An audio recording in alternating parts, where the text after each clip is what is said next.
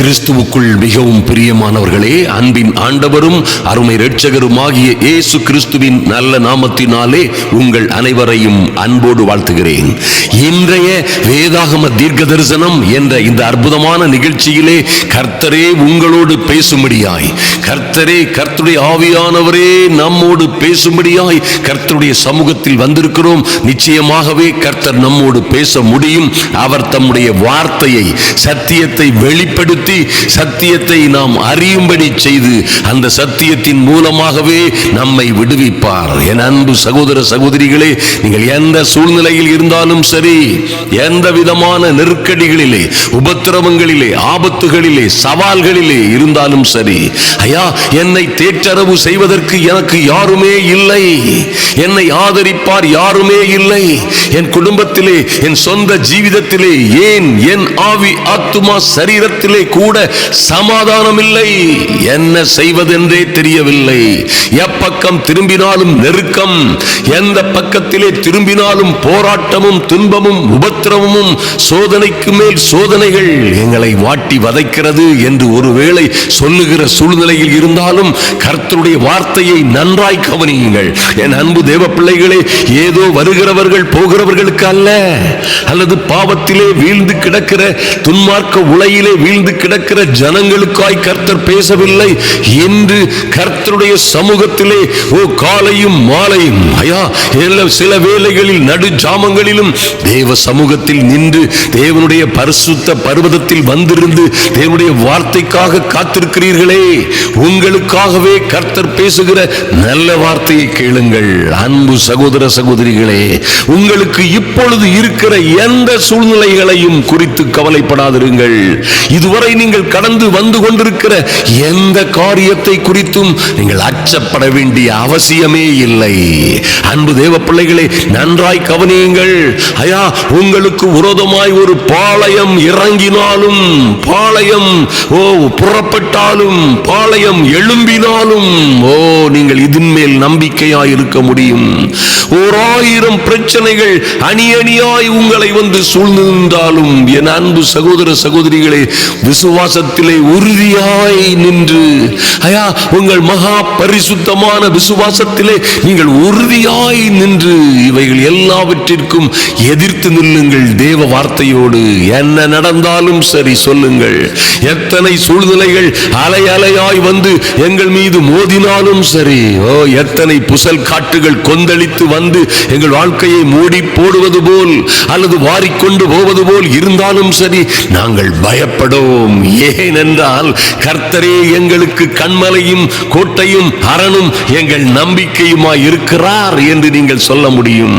நன்றாக கவனியுங்கள். ஏசாயா 66:12 முதல் 14 வரை வாசித்தீர்களே ஆனால் கர்த்தருடைய வார்த்தை, என் அன்பு சகோதர சகோதரிகளே, உங்களுக்காக கர்த்தர் பேசிய நல்ல வார்த்தைகளை கேளுங்கள். கர்த்தர் சொல்லுகிறது என்னவென்றால், இதோ நான் சமாதானத்தை ஒரு நதியை போலவும், ஐயா, வனாந்தரமும் வறண்டதுமான விடாய்த்ததும் அவாந்தர வெளியுமான ஒரு வாழ்க்கையில் இருக்கிறேனே என்று சொல்லுகிறீர்களா? அல்லது என்னுடைய வாழ்க்கை, சொந்த ஜீவிதம், குடும்ப வாழ்க்கை எல்லாம் இப்படி அவாந்தரமும் அவாந்தரமும் வனாந்தரமும் அவாந்தர வெளியுமாய் இருக்கிறது என்று நீங்கள் சொன்னாலும் கர்த்தர் சொல்லுகிறது என்னவென்றால், இதோ நான் சமாதானத்தை, சந்தோஷத்தை, ஆரோக்கியத்தை, ஐஸ்வரியத்தை ஒரு நதியை போலவும், ஜாதிகளின் மகிமையை புரண்டு ஓடுகிற ஆற்றை போலவும் உங்களிடமாய் பாயும்படி செய்கிறேன். மைட்டி காட், இன்றே செய்கிறேன்.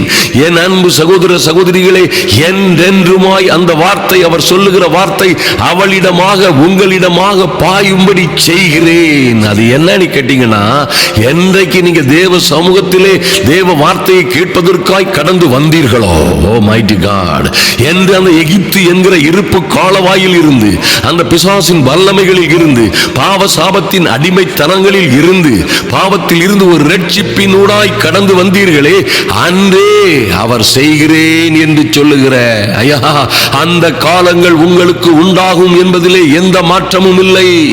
அன்று அந்த எகிப்தில் இருந்து இருந்து புறப்பட்ட ஜனங்களுக்கெல்லாம் நல்லா கவனிங்க, அடிமைகளாய் இருந்தவர்கள், ஐயா ஆதரவற்றவர்களாய் இருந்தவர்கள், ஏனென்று கேட்க என்ன நடந்தாலும் ஏனென்று கேட்க திராணி இல்லாதவர்களாய் இருந்தவர்கள், நிமிர்ந்து நிற்க பலம் இல்லாதபடி இருந்தவர்கள் எல்லாம் அங்கே இருந்து கடந்து வரும் பொழுது, அந்த எகிப்தில் இருந்து கடந்து வரும் பொழுது அவர்களுக்குள்ளே ராஜாவின் ஜெய கம்பீரம் இருந்தது. அவர்களுக்குள்ளே ராஜாவின் ஜெய கம்பீரம் இருந்தது. காண்டாமிருகத்துக்கு ஒத்த பலன் அவர்களுக்குள்ளே இருந்தது. அன்பு தேவ பிள்ளைகளே, இன்றும் பாருங்கள், கர்த்தரே உங்களுக்கு ஜாதிகளின் மகிமையை ஓடுகிற புரண்டு ஓடுகிற ஆற்றை போலவும், ஐயா சமாதானத்தை ஒரு நதியை போலவும் உங்களிடமாய் பாயும்படி கர்த்தர் செய்யும் பொழுது, அப்பொழுது நீங்கள் முலை பால் குடிப்பீர்கள். ஓ மைட்டி காட், இடுப்பில் வைத்து சுமக்கப்படுவீர்கள், முழங்காலில் வைத்து தாளாட்டப்படுவீர்கள். எப்படியா இதெல்லாம் நடக்கும்? இப்படி எல்லாம் என்ன சின்ன பிள்ளைக்கு பேசுன மாதிரி பேசுறீங்களேன்னு கேட்டீங்கன்னா, ஒருவனை கர்த்தர் சொல்லுகிறார் வசனம் 13, ஒருவனை அவன் தாய் தேற்றுவது போல நான் உங்களை தேற்றுவேன். நீங்கள் எருசலேமிலே தேவ சமூகத்திலே தேவனுடைய கிருபையினாலே, கிருபையின் ஐஸ்வரியத்தினாலே தேற்றப்படுவீர்கள். மைட்டி காட், அப்படி போடுங்க. அப்பொழுது நீங்கள் முலைப்பால் குடிப்பீர்கள். தாயை போல் அவர் தேற்றும் பொழுது, ஐயா முலைப்பால் குடிக்கிற ஒரு சின்ன பிள்ளையை போல் உங்களை அள்ளி அணைத்துக் கொண்டு, ஒரு அருமையான தாய் தன் பிள்ளையை சுமந்து தாளாட்டி சீராட்டி வளர்ப்பது போல் கர்த்தர் உங்களையும் உங்கள் பிள்ளைகளையும் குடும்பத்தையும் நிச்சயமாய் தாங்கி தப்புவித்து ஏந்தி சுமப்பார். முழங்காலிலே வைத்து நீங்கள் தாளாட்டப்படுவீர்கள். மாற்றமே இல்லை. நீங்கள் அதை காணும் பொழுது உங்கள் இருதயம் மகிழ்ந்து உங்கள் எலும்புகள் எல்லாம் பசும் புல்லை போல செழிக்கும். அப்பொழுது என் அன்பு சகோதர சகோதரிகளே, அப்பொழுது கர்த்தருடைய ஊழியக்காரரிடத்தில் அவருடைய கரமும், நல்லா கவனிங்க, கர்த்தருடைய பிள்ளைகளிடத்தில், கர்த்தருடைய ஊழியக்காரரிடத்தில் அவருடைய கரமும், அவருடைய வல்லமையுள்ள கரமும், அவருடைய சத்துருக்களிடத்திலே அவருடைய சினமும் கோபமும் அறியப்படும். மைட்டி காட், கர்த்தர் அப்படியாய் உங்கள் வாழ்க்கையிலே மகிமையும் மகத்துவமான காரியங்களை செய்வார். நாம் இப்பொழுது ஜெபிப்போம். எங்கள் அன்பின் பரலோக பிதாவே, நன்றியோடு துதிக்கிறோம் சுவாமி. எத்தனை இடர்பாடுகளுக்கு மத்தியிலும் தேவ சமூகத்தில் வந்து காத்திருக்கிற என் அன்பு சகோதர சகோதரிகளுக்காய் கர்த்தர் சொன்ன நல்ல வார்த்தைகள் எல்லாம் பலிக்கும்படியாய் ஜெபிக்கிறோம். நன்றி செலுத்துகிறோம் ராஜா.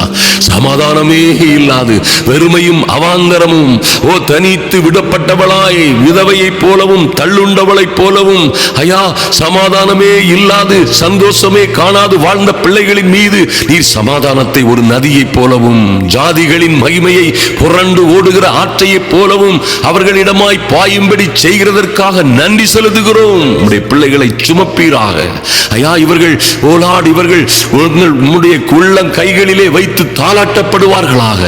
ஒரு தாய் தேற்றுவது போல் இவர்களை தேற்றி இவருடைய வாழ்க்கையிலே ஒரு பெரிய மாற்றமும் மறுமலர்ச்சியும் உண்டாகும்படியாய் தேவனாகிய கர்த்தருடைய அனுக்கிரகம் உம்முடைய பிள்ளைகளை பாதுகாக்கட்டும், பலப்படுத்தட்டும்.